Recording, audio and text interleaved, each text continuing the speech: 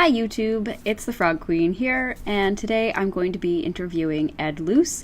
He is an American comic book artist and writer, best known for his indie comic series, Wuvable Oaf. Today we're mostly going to be discussing the second volume of Wuvable Oaf, Blood and Metal.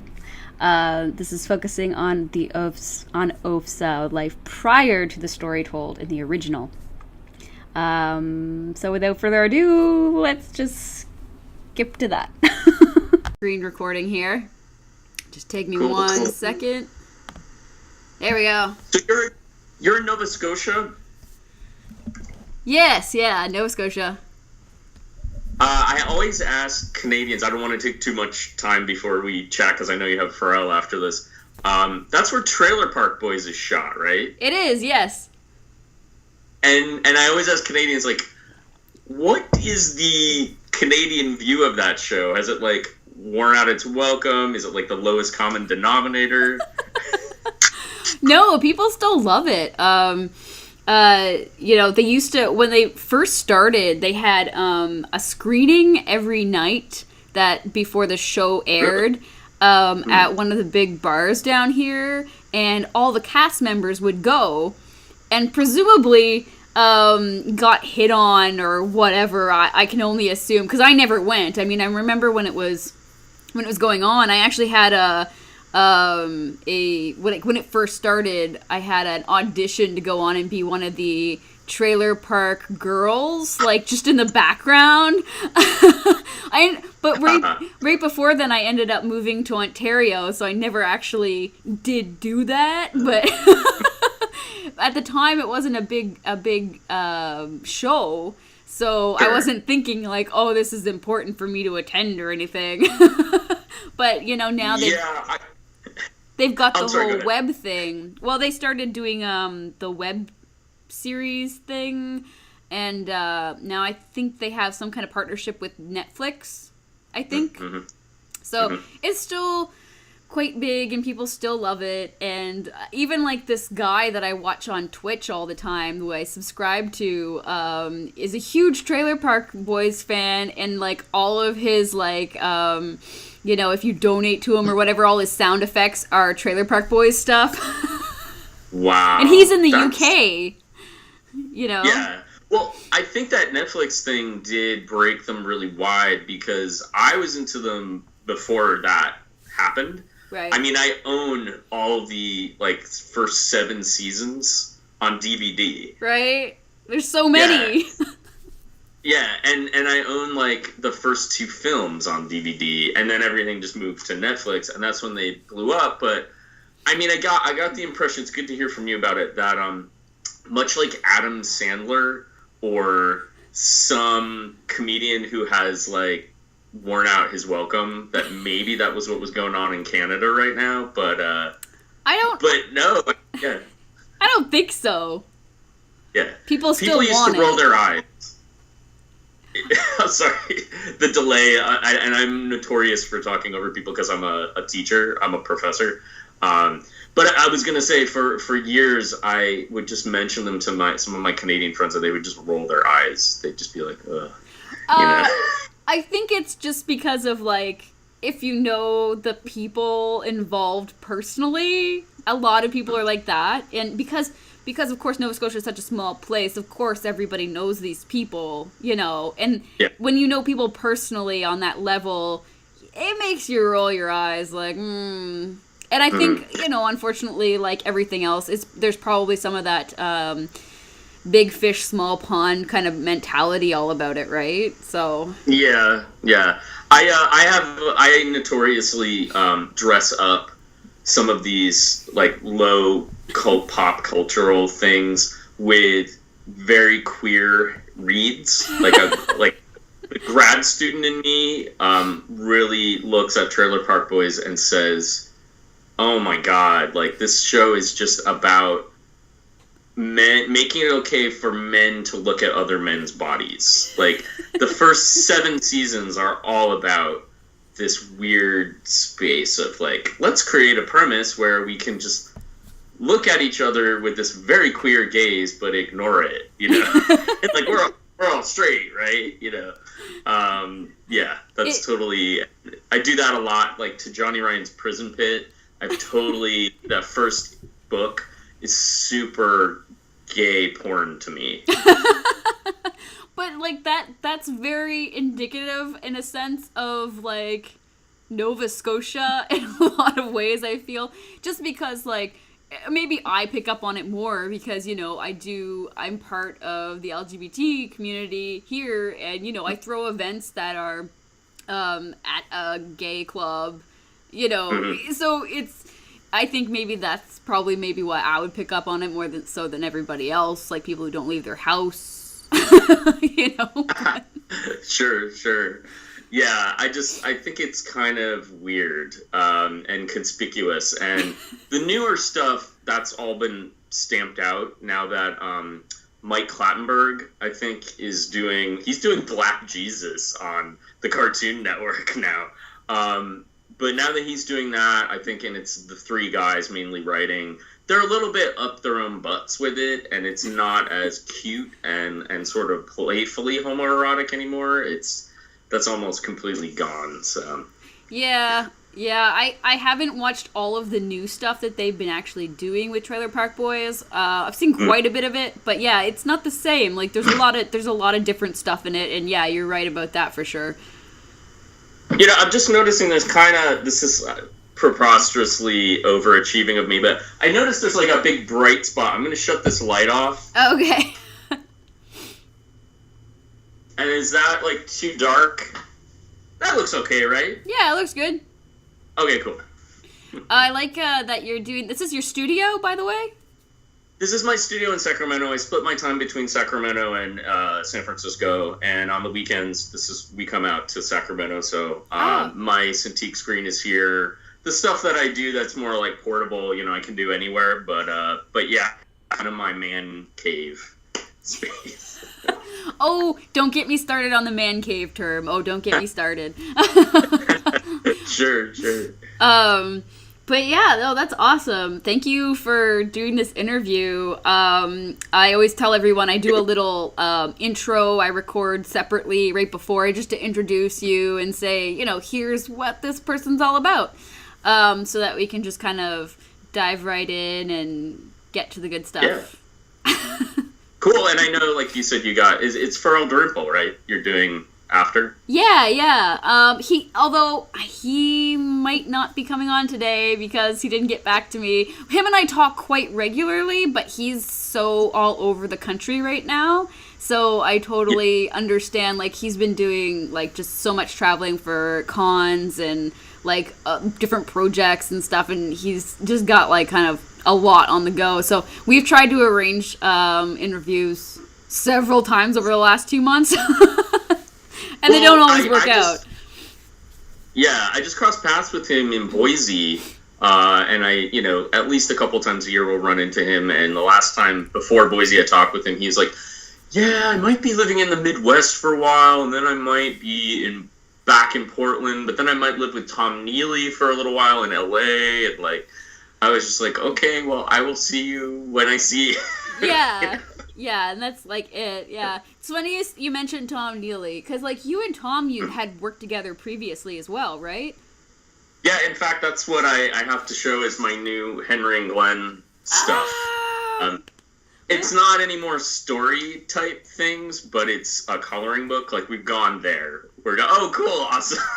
So you're familiar. I had a bunch of Henry and Glenn stuff anyway, and then but I had like the singles or the floppies, essentially. And Tom sent me a giant box of like almost everything he's ever done that I didn't actually have, because a lot of it was quite old and I didn't have it at that time. But yeah, I love Tom. I love the Humans, and I've been a big fan of Henry and Glenn for a long time. So that's awesome. It's really exciting. That's how we first bonded, was we were next to each other at Suntown, and he was like, here's my gay book, and he handed it over to me, and he was a little tentative about it because I think at that point I was the only gay person he'd really shown it to and then asked to contribute to it. And I know in the interim he got some flack from other gay people saying this is wrong, this is homophobic, blah blah blah. Those same people probably love slash fiction, and a lot of like the shipping for Star Wars characters, that aren't overtly queer. So I saw that immediately and was like, no, I've fantasized about this on some level for many years since I was 15. So let's just do it. And it's just, I'm thankful he always comes and asks me when he's doing something new with it. So yeah, no, it's awesome. Like, yeah, it's interesting that you say though that people gave him flack, and I can only imagine. I haven't actually personally read any of the bad comments. I only actually saw any good stuff that people said about him. And when I initially received the very first Henry and Glenn, which was from a friend, I was like, what the hell is this? This was like years ago, right? And I'm like, I don't know, man. But then I read it and I was like, oh, I fell in love, It was so fucking funny. Well, it comes from also the music, a lot of the music, but issues like the book that you showed that's mainly just single strips. This one? Yeah, that one I could see people going like, "What the fuck is this?"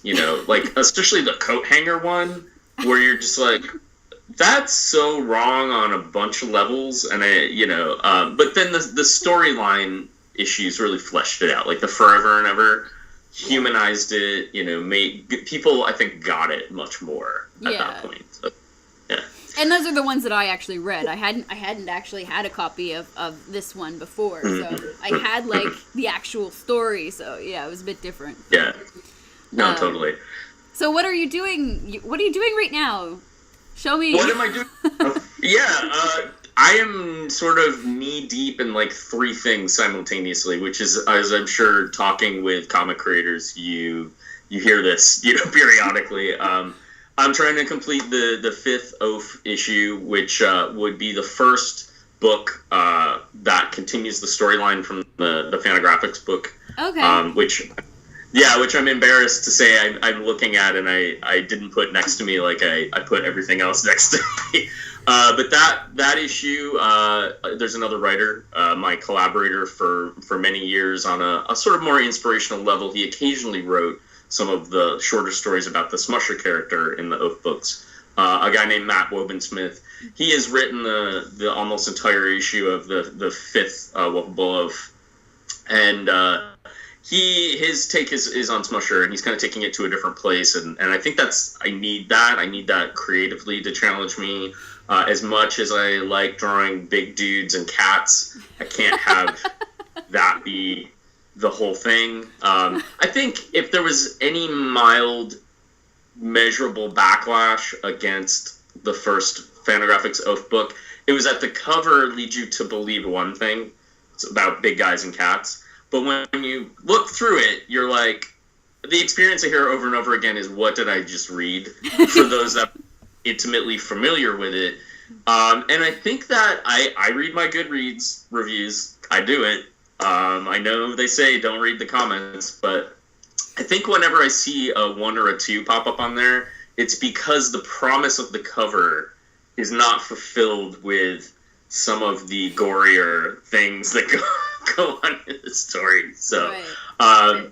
Yeah, Wuvable Oaf number 5 will be mainly about Smusher, but there is a backup story that I'm writing and drawing that continues the Oaf and Eiffel and band storyline. So that will, Oaf stalks Eiffel down the California coast, catches up with them in San Luis Obispo. They're playing at the Madonna Inn. If those of you that are listening or watching are familiar with California and some of their more infamous coastal landmarks. And that storyline will be called Yokof Onof, so you can kind of see where that might be going a little bit. I'm currently, as I was mentioning earlier, I'm working on something. I'm sure Tom won't mind me showing this, but these are sort of my drawings for paper dolls for Henry and Glenn. That is awesome. Yeah, I'm trying to navigate basically a who's who of Henry's former career. This is his sort of like neo-Nazi survivalist role that he's kind of typecast in a lot in horror movies. you can apply it to a couple things. He was Superman in that one Rollins video. In my world, in Henry and Glenn Forever and Ever, Henry and Glenn get married, so this is his armless, shorts tuxedo. And of course, he's got his little cat that he is his sort of crust punk cat.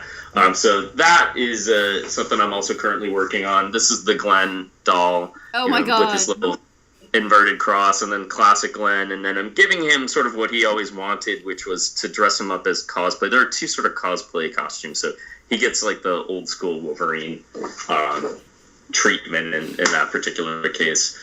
But geez, what else? What else am I working on? I after Comic-Con and after appearing in the heavy metal magazine that Grant Morrison is curating, I got approached to pitch to a couple other, I wouldn't call them indie publishers. Some of them are well known, but I'm in the midst of trying to figure out what I want to do with a couple other publishers. I have one story in particular that I'd like to tell, which expands the Vice comics that I did, the wrestling comics for Vice. Oh, okay. Yeah, I really want to give that more of a narrative structure and almost have it be like each issue, the Goatblood character, who is Wuvable Oaf, but Goatblood is his former wrestling moniker. He's not a wrestler anymore, but I want to explore that and show him having like a title match, showing his career, kind of big matches that define them, big titles that he won, culminating in him and his sort of his fall from grace and why he left wrestling. So have my eye on a couple publishers for that, trying to figure out which one would be the best fit, because I want them to be issues. I want to actually be in comic stores for a couple months, consecutive months. So putting that together, there are a couple other little things that I have going in the background that are more freelance stuff that, as I was watching the Jason Latour interview the other day with you, and there's some stuff I can't talk about yet. But definitely I'm just like, and I also teach part-time. I teach at California College of the Arts in the Comics MFA program, so that's awesome. I'm always kind of in the midst of forming new comic creators' minds. But yeah, that's just the kind of overwhelm. I'm suddenly overwhelmed by everything that I just mentioned. Suddenly you have to be like very, very good at scheduling things. That's kind of what happens, I guess. The thing that I do have near me is this, which I get a little reprieve before this comes out, and I have to tour my butt off again, probably mostly in the new year. Yeah, but this is the steeple. What's that? When is that coming out? That's also always kind of an interesting question as far as not Fantagraphics. Fantagraphics is not 100% in control. It's more Diamond that kind of makes things confusing. But end of November, I'm going to say. But some folks, it may not be in their hands until December. I was just at SPX last weekend, which is part of the reason why I'm a little out of sorts. I kind of just had a straight run through for the last 2 weeks, and this is my first day of kind of waking up when I felt like it and wandering around and kind of just trying to get my bearings. But it debuted at SPX in a very small quantity. But yeah, this is the color. Everything that didn't fit in the original Oaf book is what is in this one. So it's the Vice comics printed for the first time.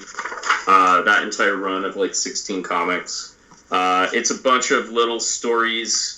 This one was appeared in another anthology, but the gist of it is that the whole thing is color.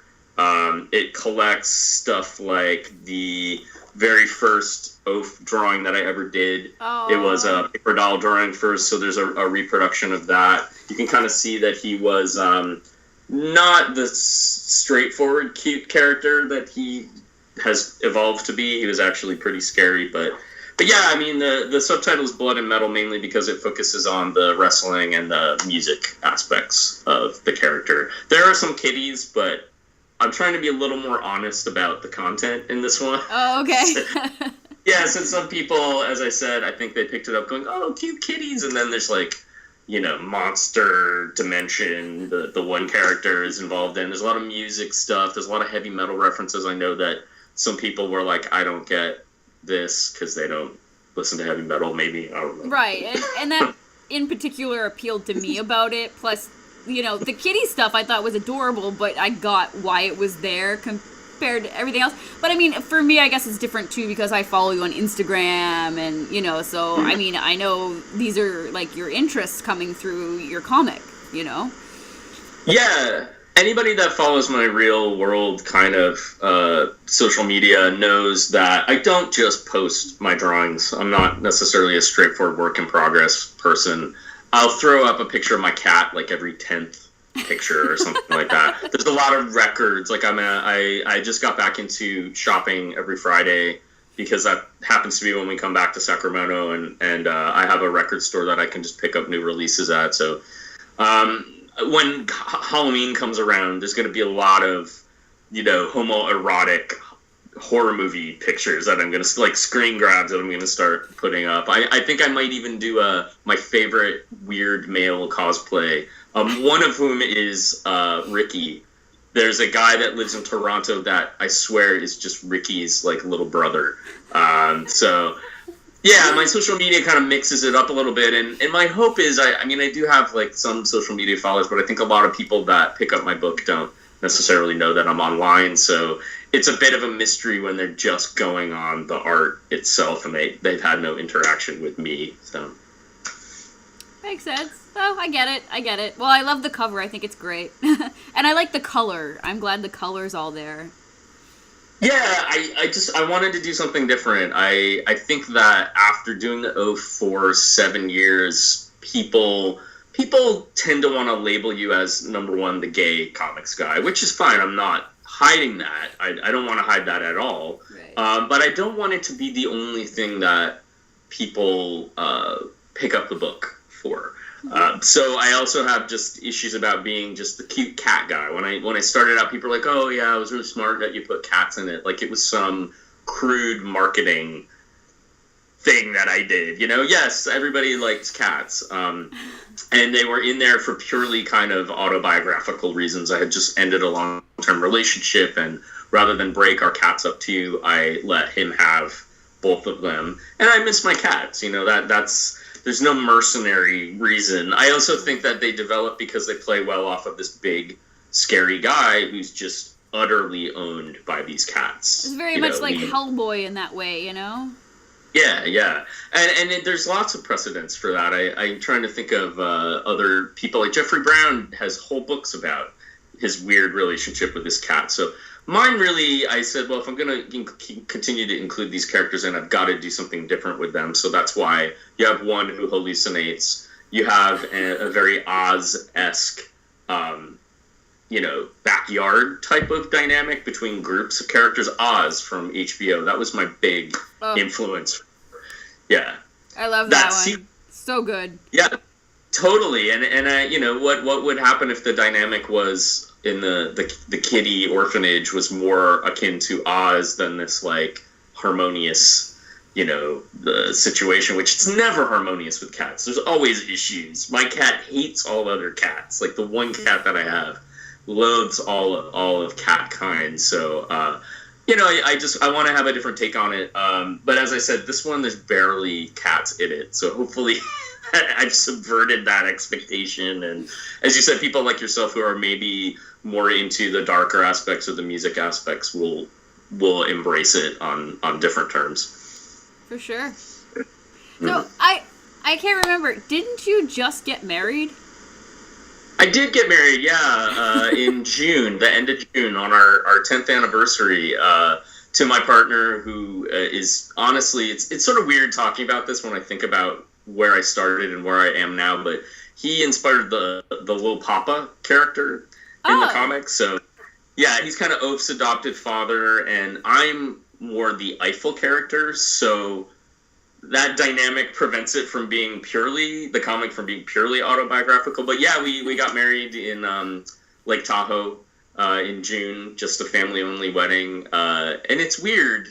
Nothing's really changed. That was just a really expensive photo op, and we wanted our families there. But yeah, I was watching the series finale to the show Looking, and there's on HBO, and there's a moment when two characters are talking, saying, "Isn't this amazing that we can do this now, that we were really kind of reveling in it, and generations ahead of us will not, it'll just be normal. And I think every once in a while I have that moment, but we've been together for so long, it was just, we didn't miss a beat. We just kept going, so. I loved it because I had just gotten engaged, like, just before then. Oh, wow. So I was like, oh, wedding photos. Congrats. That's great. Yeah. That's great. Yeah, congratulations to you. Thank you. Yeah. If anything, as I said, it was just like, let's survive this.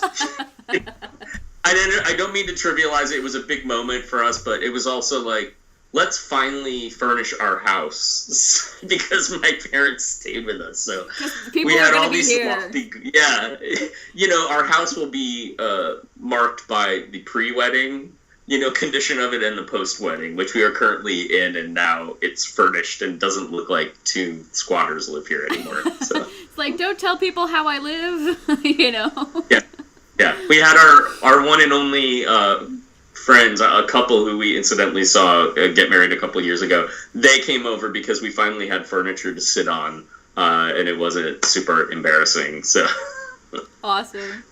So yeah. I did also want to ask you what cons you're planning for the next year. Sure. It's a little difficult now because, at least in the United States, this is the sort of turn down time for shows in the fall. There are a couple more, and at California College of the Arts, I also book the convention appearances. So my students will be at CXC in Columbus. I won't. My students will be at the East Bay Alternative Book Fair, or so, I forget the name of it, but it's in Berkeley. I won't be there. Yeah, but I do expect for this to be. I applied to TCAF in Toronto. Oh, I hope. I'm really hoping to go this year. I'm really hoping I can go this year. Yeah, have you been in the past at all? No, I live quite far from Toronto. Nova Scotia is quite far, and it's actually ridiculously expensive to travel within Canada. People from the US, a lot of them don't understand that, like, our traveling costs are ridiculous because our country is so goddamn wide. Even though you'll be up in the air for 1 hour, which is all it takes to fly to Toronto, you're paying, I think my last time I flew up, my return flight was like $700. And that was a few years ago. So it's just gotten worse. That's crazy. Yeah. I mean, I totally understand when I do know a certain number of people in Toronto, but a lot of the folks that I know outside, I was a little disappointed, but hearing this for the first time, actually, I totally get it. It's expensive. It's not that expensive, but it's expensive for me to go out from San Francisco, so it's got to be a special occasion. And I did do it, not last year, but the 2 prior years. I was there 2 years in a row, and they kind of frown upon multiple years, back to back. They try to change it up, yeah. Yeah, they want to vary things up. So I took last year off because I just sort of didn't have a debut book or anything new there. So I applied for this year, but I do tend to do the same shows year after year. I'll apply to Cake. I'll apply to WonderCon. I'll apply to Comic-Con in San Diego again. I do want to do some new ones, so everything's a bit theoretical at this point, but I also have good working relationships with a lot of comic shops. So before the end of the year, and then at the beginning of next year, Secret Headquarters in LA. There's a new shop that used to be more in the Inland Empire, but now has moved to LA. A shop called Quest I would like to do a show at. Floating World has been supportive. Obviously, Isotope Comics in San Francisco. They, I thank them in every single thing that I do because they've been hugely supportive. I also do some shows that are not comic convention oriented, so I can say with 90% certainty that I'll be at the LA Art Book Fair, which happens at the Geffen Contemporary in LA. Oh, okay.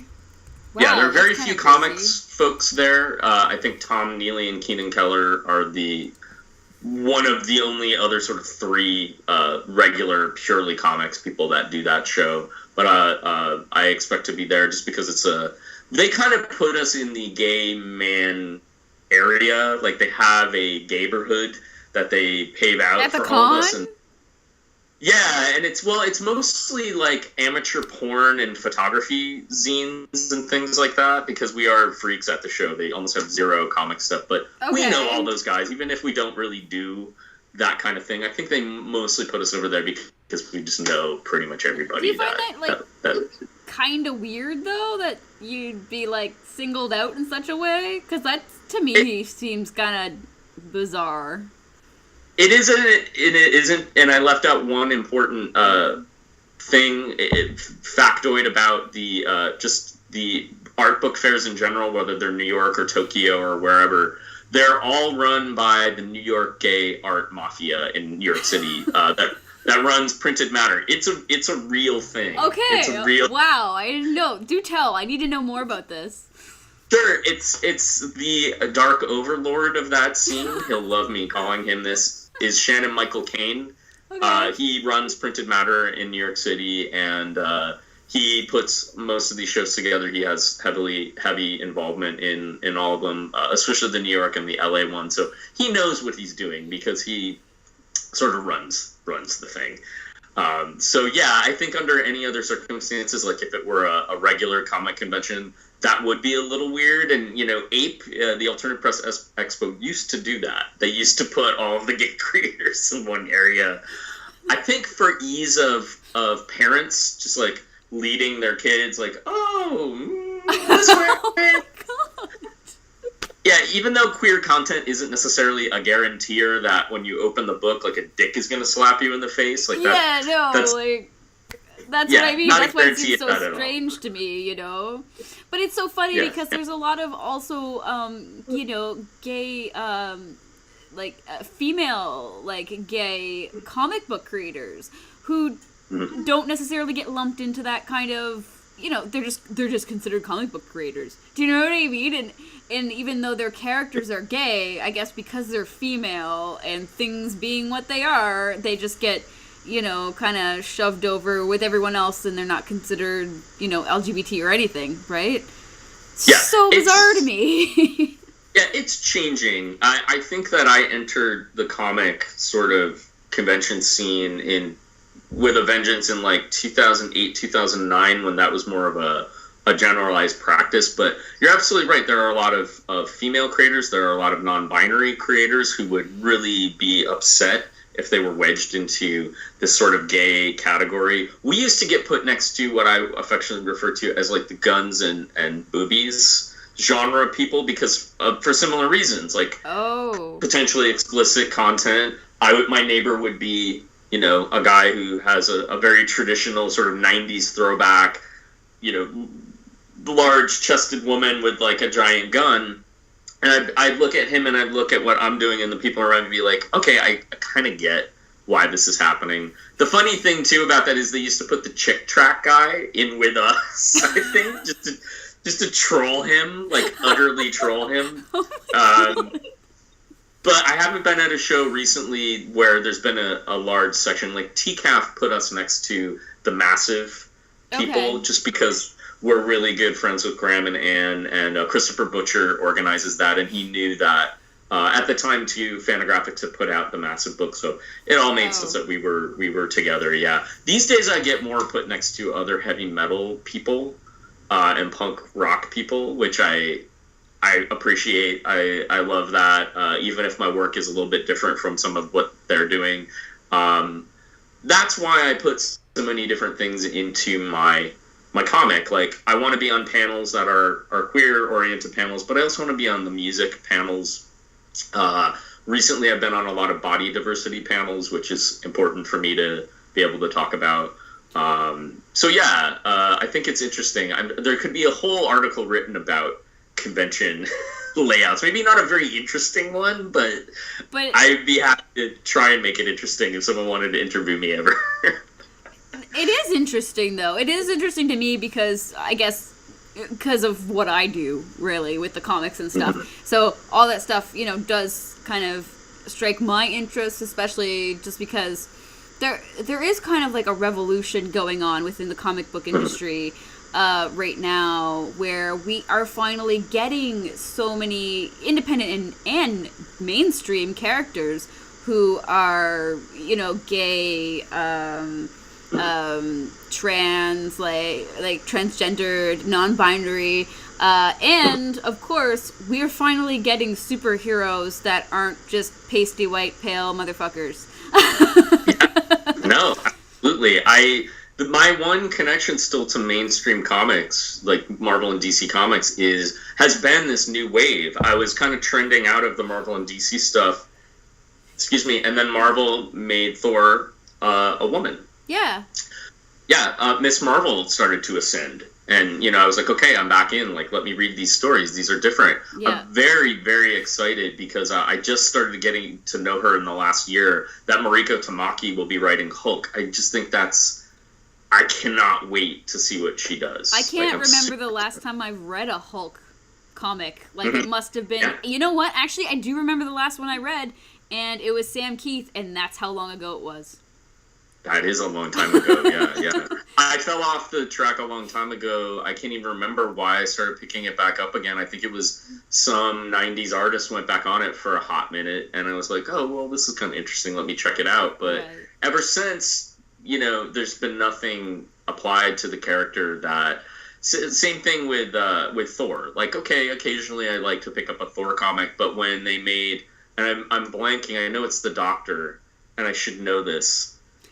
It's the female. Am I spoiling it too? No, because they released that it was like 2 years ago now. It was a while ago. It was the very end of the first run where they said who it was. I can never remember her name either because I was never a huge Thor person. I read some comics, but then when they made Thor a woman, I was like, I'm reading all of this, and I did. Yeah. But I can never remember her name. I honestly, it's escaping me too, and it's because I have a big pile of comics. I could pan the camera around and show you just everywhere this stack this high of what I need to catch up on. It's been months. I'm exactly the same. It's bad, and I get yelled at. Issues, but over it. I have the issues, but I haven't picked them up. There's just piles of everything. I just came back from SPX. With a chunk like this of comics. I'm like, I don't know when I'm gonna read this because I'm drawing constantly. Yeah. Oh well. I think you contributing to the comic book world is more important than you catching up on the comic book world's yesterday. Well, in my opinion, is that I own the books and I'm supporting the creators. I just haven't gotten to them yet. I completely understand. Like I'm buried under comics right now. It's kind of bad. I don't even want to tell you about some of the amazing stuff I've got that I haven't read yet because I will feel like a bad person. Do you know what I mean? Yeah. It's like I should have read this months ago and I haven't. But so I do want to ask you too. Sorry, you are you have done a little bit with Heavy Metal Magazine. You said. But I wasn't sure. Like I'm not aware of what you did do with them recently. Like since Grant Morrison took over and stuff. Yeah, I don't have the copy of it with me. It was the sex issue, and I did an 8-page story which has more penis in it in 8 pages than the first 8 years of Oaf comics combined. Like that, I think the Oaf book has maybe 2 dicks in it, the big Fantagraphics Collection. This one had so much dick in it that the note from Grant Morrison was, that's a lot of dick. And the editor was like, we need to, actually the owner, my editor, but the owner of Heavy Metal, Jeff Krelitz, was like, I will try and get this by him, but we may need to do a edited version for print, and then you can go whole hog, no pun intended, with the digital release. So not buying digital comics, I was able to confirm from someone who had downloaded the digital version that yes, in fact, it was everything that I had included in the uncensored version. But if you're familiar with the Oaf collection from Fantagraphics, there was a story well in the back about the Oaf in millions of years in the future. in a society run by bipedal cat creatures. It was sort of my take on Planet of the Apes and Zardoz. And if you've seen Zardoz, there's that one scene, well, it's repeated throughout, where the giant floating head is saying the penis is evil, it shoots seed. Well, there is a race of dog mutants who, one of them screams, the pussy is evil, because they're fighting this group of cat creatures. So there's this, like, really weird play on the genitalia in that one. Right. And just, if you didn't get that reference, it might sound like I'm making a really misogynist sort of I definitely did not get that reference. I'm sorry. Okay, well, I should have, but I didn't. No, you're probably not alone, because it probably pissed off. Maybe that's why I'm getting, like, 1 star on some of these Goodreads for my really arcane references. Too obscure. No, I'm just yeah. But the heavy metal story is continuing that that storyline. Yeah, and it's sort of my take on Tagame, the Gengara Tagame, the father of gay bara manga in Japan. He has a comic where Hercules is impregnated by the Minotaur and has to give birth via the only orifice that men could possibly give birth through. So my heavy metal story is a bit of a take on that. It's a take on parasitic alien impregnation, but he gives birth through his penis instead. So, and he has a robot that has to facilitate that birth.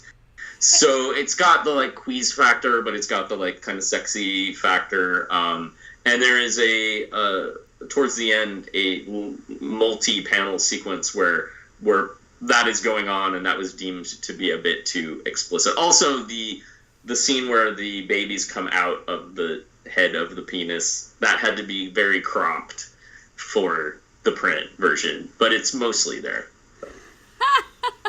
Okay, I have to see that. I've not seen it. I didn't get that issue. Is it out already? It's out, and in fact, a new issue has come out, so it's 281. Damn it. Just look for the sex issue. It's got a lot of people who I've crossed paths with, whose work I really respect. Benjamin Mara, who's also from Nova Scotia, I believe, but lives in Toronto now. Oh, okay. I was just shocked as you to learn this. I'm pretty sure, because we have had Trailer Park Boys conversations, and he's like, I'm from Nova Scotia. I was like, I'm really? from that trailer park. No. Yeah, he lives in Toronto now. It's got Jamaica Dyer, who is actually coming out of my comic shop, Isotope Comics, in San Francisco. So I've known her for years. I really like what Grant Morrison, and by extension, Kristen Morrison, his wife, she was the one that was a fan of my work, and I've kept in touch with her for the last couple of years. She comes to my table at Comic-Con, usually pretty regularly. So I was very flattered that they included me, because obviously what I do is a little bit different from the classic heavy metal style, even. I guess. I don't know. I feel like heavy metal has changed so much over the last couple decades. And I mean, and that's part of it changing hands so many times.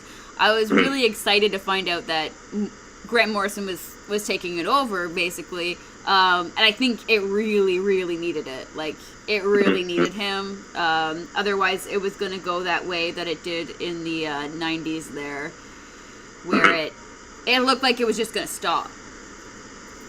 Yeah. Well, they're keeping one foot firmly in that old school, especially 70s and 80s kind of heyday. But the things that they're including in there, by having, like, Stoya do a story with Dean Haspiel, like my edition, Jamaica is as aesthetically different from some of the traditional heavy metal stories as I am, I think, in a way. So just having queer stories in there as well. Someone at Comic-Con in San Diego came up to me and said, "Are you the first gay male creator to be in heavy metal and tell a story?" And I was like, I don't. I think it has such a long history. I doubt that would be true. But if it is true, that's great. If it's not, then it's been a little while maybe since that purely gay sort of storyline was explored in there. It's not that they're opposed to it. It's just that they know their bread and butter in some ways. And I had to put boobs in my comic because it's heavy metal. It's 3 pairs of boobs growing off of a man who has just given birth to babies, but that was my little wink and nod to their kind of history, right, basically. Okay. That's interesting, yeah. I'm going to research that now, because now I'm curious if you're, like, the first gay comic book artist to, you know, do that for heavy metal. I honestly don't know. And, like, when I think back, I like to think that I've read, like, gay stories in there, but maybe I haven't. Maybe I've just, you know, maybe it's just gotten bogged down in my mind where, you know, I've just literally read so many comics that I imagined it all. Well, and it's heavy metal is an institution, but I don't know if it's as well documented as, say, Marvel's history of queer characters or DC's. There's not these scholarly people kind of pulling it apart and keeping track of this stuff. So, well, they just don't make yeah, money, if anybody ever, you know. Yeah, if anybody ever finds out, like, I'd sort of like to know. I'd love to know. And then we can get you a plaque. Yeah, yes. Give me a certificate. Give me a medal and a chest to put it on. Yeah. It's awesome, though. All right. Well, I should let you go because I'm getting on to time being my enemy as usual. Thank you so much for joining me. Maybe we can do it again in the future when, you know, after a release, or, you know, when you have the unmentionables you're allowed to talk about finally, or that kind of stuff, you know, future projects that aren't a secret. Sure, I'd love to. This has been great. Yeah, sometimes interviews are a little tricky, but you are a wonderful interviewer. There's a wonderful back and forth, so I'd love to do it again. Okay, great. Thank you so much. I had so much fun.